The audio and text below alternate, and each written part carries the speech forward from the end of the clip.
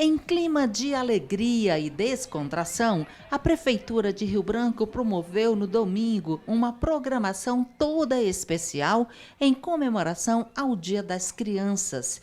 O clima festivo aconteceu no Parque Ambiental Chico Mendes e contou com diversas atividades lúdicas, brincadeiras, praça de alimentação e um espaço amplo para que as famílias pudessem aproveitar momentos de lazer em contato direto com a natureza. Brincadeira de criança, como é bom, guarda ainda na lembrança, como é bom, paz, amor e esperança, como é bom.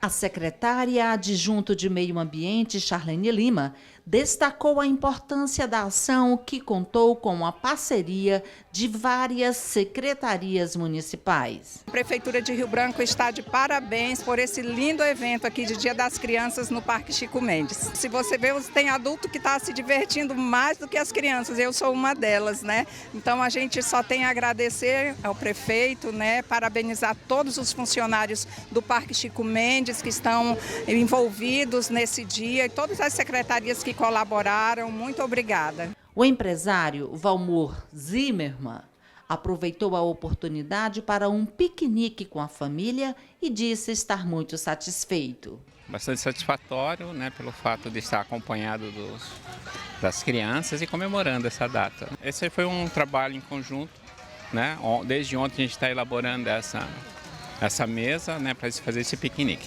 Com clima de festa, adultos e crianças participaram juntos das atividades. Viemos aqui para aproveitar que é o Dia das Crianças, né? Trazer as crianças para tomar um banho aí também e almoçar por aqui. Parabéns pelo evento, as crianças precisam. Aristóteles, você está gostando aqui da atividade? Sim, muito. Isso aqui é o quê? É amarelinha. Pula aí pra gente ver.